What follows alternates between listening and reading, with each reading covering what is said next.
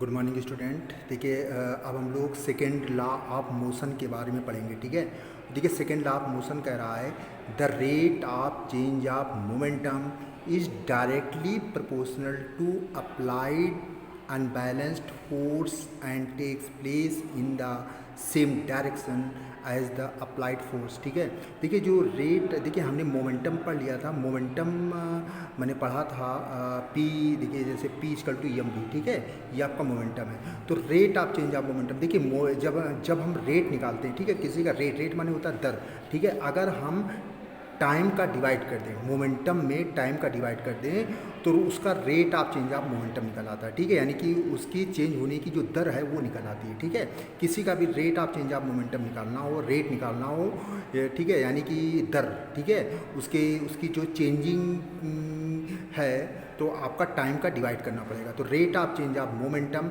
जो rate of change of momentum होता है इज डायरेक्टली प्रोपोर्शनल टू, ठीक है, यानी डायरेक्टली प्रोपोर्शनल होता है किसके, अप्लाइड अनबैलेंस्ड फोर्स। ठीक है, जो भी हम फोर्स लगाते हैं उसके आपके प्रोपोर्शनल होता है, यानी कि उस पर डायरेक्ट डिपेंड करता है। ठीक है, प्रोपोर्शनल का मतलब होता है उस पर क्या करता है, डिपेंड करता है।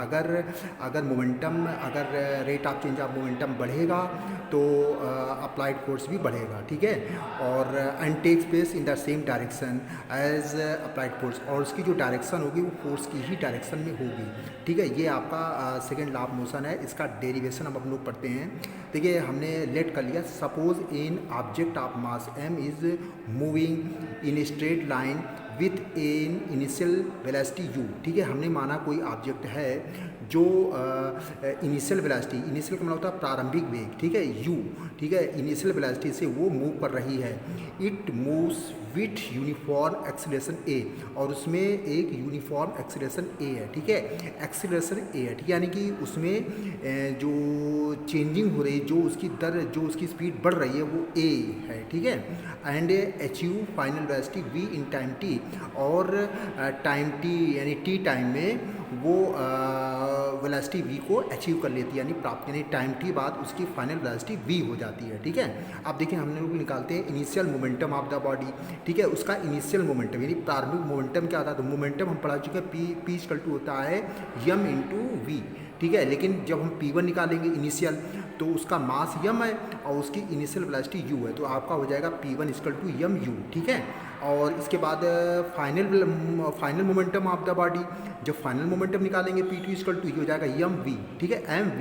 ठीक है, और इसके बाद निकालेंगे द चेंज इन मोमेंटम, तो मोमेंटम का चेंज निकालेंगे तो ये जाएगा p2 माइनस p1। ठीक है, p2 माइनस p1, तो p2 का मान कितना है mv। ठीक है, और माइनस p1 कितना है mu। ठीक है, mv माइनस mu। ठीक, अब देखिए इसमें से यम कॉमन ले लेंगे, जब यम कॉमन ले लेंगे तो ये आपका हो जाएगा v माइनस यू। ठीक है, अब निकालेंगे rate of change of momentum. देखिए जब किसी का रेट निकालते हैं, ठीक है, यानी दर, तो उस टाइम t का डिवाइड कर दिया जाता है। तो चेंज ऑफ मोमेंटम में टाइम t का डिवाइड कर दिया तो ये rate of change of momentum हो गया। अब देखिए सिंस जो change in momentum is directly proportional to the applied force, देखिए जो आपका ये rate of change of momentum है, तो ये since the change in momentum, ठीक है, यानी कि rate of change of momentum जो है वो यफ की, यानी कि यफ के डायरेक्टली प्रोपोर्शनल होता है। प्रोपोर्शनल मतलब होता है उस पर डिपेंड करता है, अगर यफ बढ़ेगा तो ये भी बढ़ेगा, यफ घटेगा तो ये भी घटेगा। ठीक है, प्रोपोर्शनल का मतलब होता है अगर एक चीज़ बढ़ रही है तो दूसरी चीज़ भी बढ़ेगी, अगर पहली चीज़ घट रही है तो दूसरी चीज़ भी घटेगी। तो यानी कि यफ हो गया, और ये आपका जो rate of change of momentum है वो यफ के प्रोपोर्शनल होगा, तो लिखेंगे यह प्रोपोर्शनल, ये प्रोपोर्शनल का साइन होता है M V minus you upon T. ठीक है, अब देखिए अब जब ये प्रोपोर्शनल है, जब प्रोपोर्शनल हटता है तो एक कांस्टेंट आ जाता है। ठीक, अब देखिए कांस्टेंट आ जाता है, तो देखिए एक कांस्टेंट हमको लगाना पड़ेगा।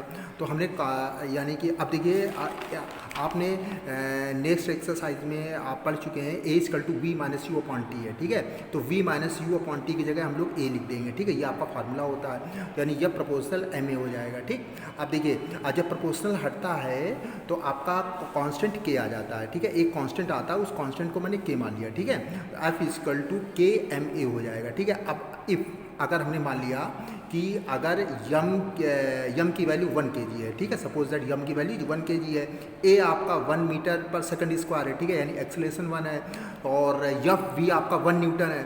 तो मैंने क्लियर कर लिया अगर ये कंडीशन है तो देखिए ए यहाँ पे सारी वैल्यूज़ रखेंगे, देखिए यफ का मान 1 रखा, ठीक है, के यम आपका 1 kg है तो 1 रख दिया, ए भी 1 है 1 रख दिया, तो आपका के का मान 1 आ गया, यानी के की वैल्यू आपकी 1 हो गई, ठीक है। जब के की वैल्यू 1 हो गई तो आपका फार्मूला हो गया एफ इजकल टू यम है, एफ इजकल टू यम है, ठीक है। देखिए के कांस्टेंट होता है, कांस्टेंट का मतलब होता है जब हम कोई कहीं एक्सपेरिमेंट करते हैं तो वहाँ की कंडीशन पे भी प्रभाव पड़ता है, ठीक है। जैसे मान लिया कि हम बहुत गर्म क्षेत्र में एक्सपेरिमेंट कर रहे हैं या बहुत ठंडे क्षेत्र में एक्सपेरिमेंट कर रहे हैं, तो थोड़ा सा वहाँ जो एक्सपेरिमेंट होता है थोड़ा सा उसकी वैल्यू थोड़ी सी चेंज होती है, क्योंकि वहाँ के एक्सपेरिमेंट, क्योंकि वहाँ के जो कंडीशन है उसका भी प्रभाव पड़ता है, इसलिए यहाँ पे जब प्रोपोर्शनल होता है तो आपका एक कांस्टेंट आता है, ठीक है।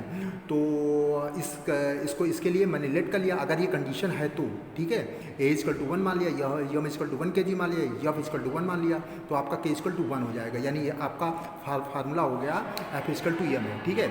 ये आपका न्यूटन का सेकंड ला है, ठीक है, न्यूटन का सेकंड ला कहता है एफ इजकल टू यम है, ठीक है, यानी जो यफ यानी फोर्स है वो मास और एक्सीलरेशन के मल्टीपल के बराबर होता है।